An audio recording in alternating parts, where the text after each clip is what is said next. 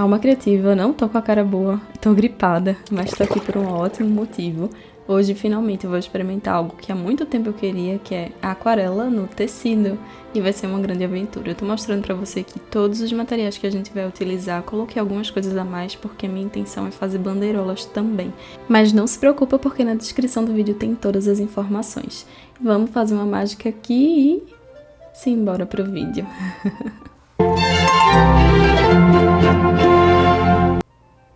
Bem, lindeza, eu já comecei aqui com um pequeno desafio que foi trazer o algodão cru, que é um material mais grosso, um tecido bem engomadinho, né, para o bastidor. Eu coloquei no bastidor, decidi fazer bordado mesmo para poder ter ele mais esticadinho, mas eu acho que não necessariamente é algo que você vai precisar, assim, que sem ele não vai funcionar, entende? E aí você pode de repente ter um papelão e colocar pregadores nas abinhas, enfim. Esse bastidor ele é de 20 por 20 e eu coloquei nesse tamanho porque minha intenção é que as bandeirolas elas tenham de 15 a 20. Então eu tô tracejando aí uma linha que ela vai ficar bem clarinha, apenas para eu saber, né, que esse é o meu limite dentro dessa bandeirola que depois eu vou cortar. Então eu comecei a fazer meu esboço. A minha amiga que vai ser presenteada com essa arte, ela gosta muito desse universo da floresta, dos elementais e tudo mais. Então ela acabou de ter neném, né? E a minha intenção é que essa arte ela seja dedicada a ela como um presente. Então eu deixei tudo isso e aflorando, se mostrando, não peguei nenhuma referência necessariamente, coloquei uma joaninha em cima e deixei realmente que tudo fosse me levando. Coloquei uso, na verdade, de um lápis que solta um pouco mais de pigmento para poder visualizar melhor, né, esse desenho sobre o tecido, e algo que eu fiz foi procurar por alguns pincéis que tragam um pouco mais de firmeza nas cerdas. Encontrei esse faquinha que estava por aqui, mal uso ele na verdade, e ele foi maravilhoso, ele é da Ceramic. Vou deixar a referência aqui embaixo para você também consultar, tá certo?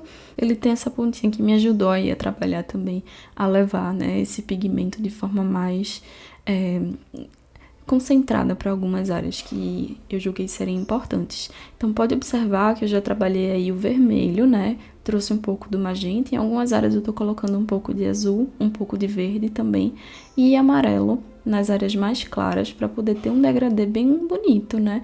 Uma coisa assim bem interessante. E deixei alguns espaços em branco, que é o próprio branco do tecido, né? Para que tivesse ali os pontinhos do próprio cogumelo.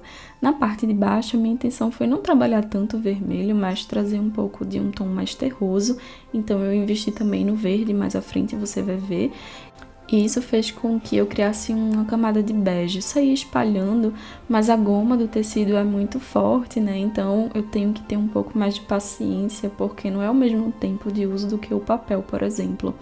Então é necessário que você vá e venha sobre essa camada várias vezes. Sem essa goma, se a gente lavasse esse tecido, né, o tecido do algodão cru, com certeza essa água ela ia se espalhar muito rapidamente, não ia ter um preparo, né, base para poder concentrar o pigmento e aí nada ia acontecer. Na verdade, manchas iam se criar, né, e a gente não ia conseguir detalhar.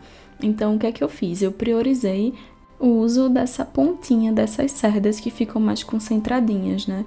E foi ótimo pra mim, porque conforme eu ia pintando, mais eu ia descobrindo sobre esse universo, né? E percebendo a diferença entre o papel e o uso no tecido. E aí minha mão foi se soltando em algumas regiões que estão bem na basezinha desse cogumelo maior, né? Eu quis fazer um efeito de graminha e eu simplesmente soltei minha mão. Em algumas regiões que já estavam secando, eu percebi que eu precisava um pouco mais desse verde para neutralizar o vermelho que desceu, né? Porque apesar de ter essa goma que segura um pouco mais o pigmento nas regiões que a gente quer, que a gente deseja, ela também acaba se espalhando conforme o tempo vai passando. Então, a aquarela, ela muda. E uma coisa interessante de dizer aqui é que é lógico que não dá para lavar esse tecido, né? Nós teríamos que fazer a pintura com tinta própria para tecido, só que diluída, ou utilizando a base do branco para poder fazer toda essa visualidade da mancha da aquarela, que é algo que eu faço, por exemplo, com a tatuagem, né? Estudando as manchas para poder permitir que esse degradê ele aconteça. E aí uma coisa interessante nessa joaninha, por exemplo, né, é que eu deixei os pontinhos brancos para virarem pretos, mas quando eu coloquei tudo se misturou. E aí eu percebi que também dá pra gente consertar certas coisas que a gente faz na pintura no tecido de forma bem fácil, né, enquanto ainda não seca, enquanto ainda não aderiu, mas exige da gente uma certa habilidade também, assim como no papel. E aí eu só percebi isso depois, né? Depois eu vou trazer um pouco mais de preto, alinhar ali a joaninha. Mas enquanto isso eu tava, nossa, muito emocionada com o azul que foi sendo criado nessa florzinha que cai, né? E o amarelo também. E a minha intenção foi realmente trazer essa coisa do encanto, né? Dos contos de fada. Por fim, eu fui percebendo que eu queria outros elementos também que foram brotando e foram para além da linha, né? Que eu coloquei como uma base. Depois, quando eu for cortar, eu vou ver qual tamanho vai ficar essa bandeirola, não tem problema nenhum.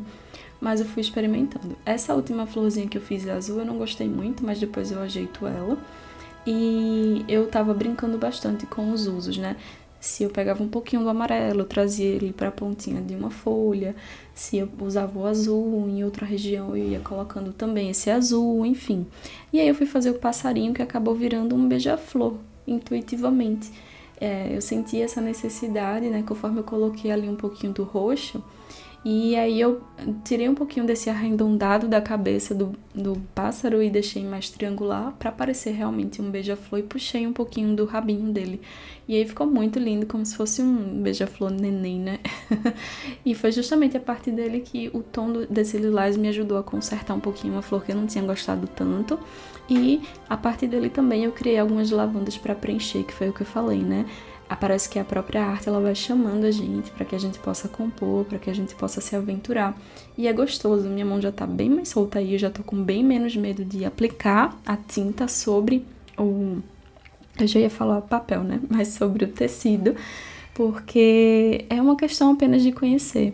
E é interessante quando isso acontece, não só necessariamente no tecido, mas em qualquer suporte que a gente vai experimentar, porque a gente começa a perceber que a arte ela pode chegar em qualquer lugar que a gente deseje, não é verdade? E que esses suportes eles nos alimentam criativamente, nos permitem que, enfim, aflore nossa forma de utilizar o nosso material, nossas ferramentas e a gente consiga levar isso para o mundo de maneiras diferentes. E olha só que lindo, né? No fim eu senti a necessidade de trazer realmente uma florzinha ali para pertinho do beija-flor para honrar essa lindeza, né, que tá chegando ao mundo agora.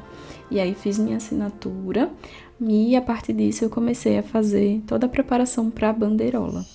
E olha só, apenas um close-upzinho para você ver bem de pertinho como ficou a textura, né, dessa pintura e vamos embora. Eu fiz essa segunda parte no dia seguinte e eu tava bem molinha, então eu fiz da cama mesmo, né, só pra ter o registro e conseguir fazer com muito carinho, como sempre.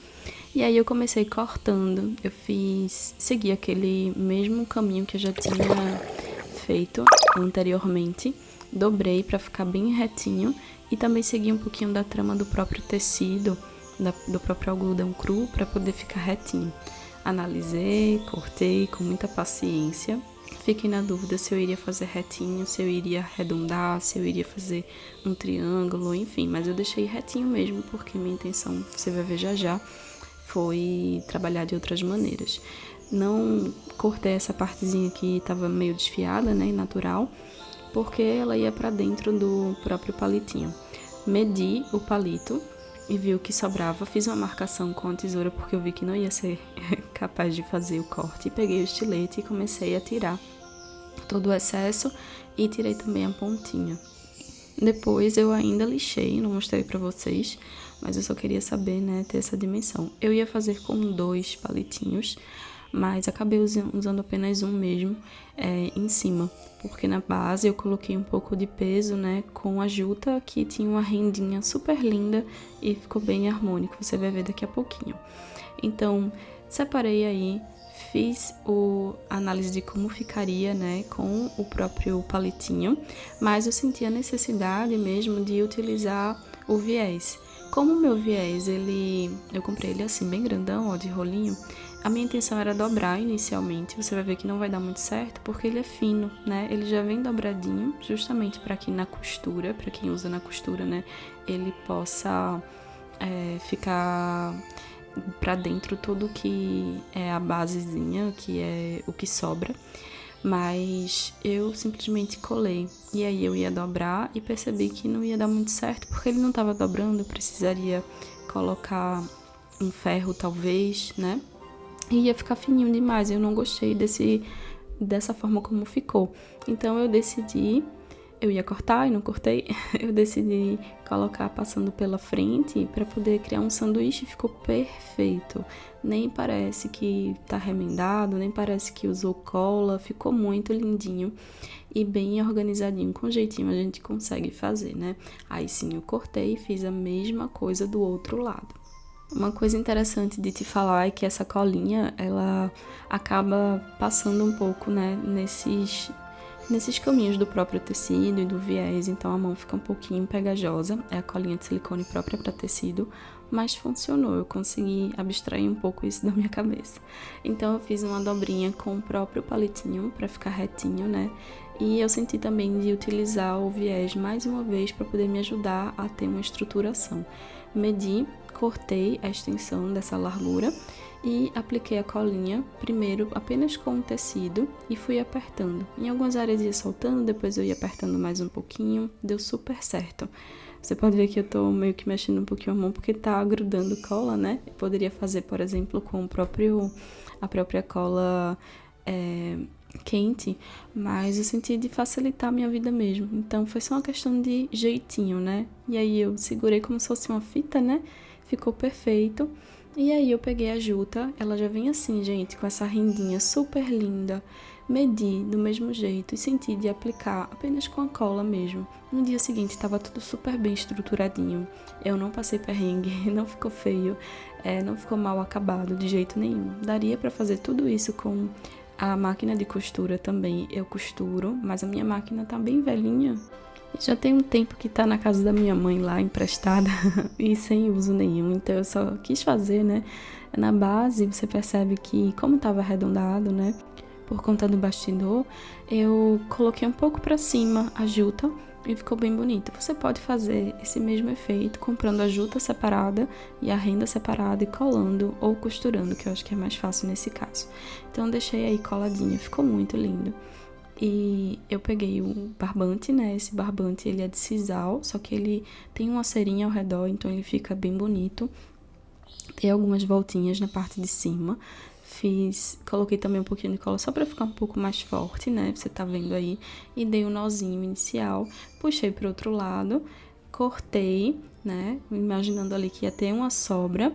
E fiz a mesma coisa do outro lado, dei um nozinho, dei várias voltinhas e depois eu dei um último nozinho e coloquei também um pouquinho de cola depois para poder deixar mais firme. Olha só, tudo colou super bem, ficou bem estruturadinho e esse take já é no dia seguinte que eu tô aqui editando, né? E juntei essas imagens para você visualizar como ficou lindo, como ficou encantador. Já te lembro aqui de você deixar o seu like, se inscrever, ativar o sininho e se você gostou desse tipo de conteúdo, valorizando aqui esse universo, comenta, tá? Me fala nos comentários porque isso ajuda no engajamento e leva esse conteúdo para mais pessoas. Um cheiro, gratidão por estar aqui e até o próximo vídeo, lindeza!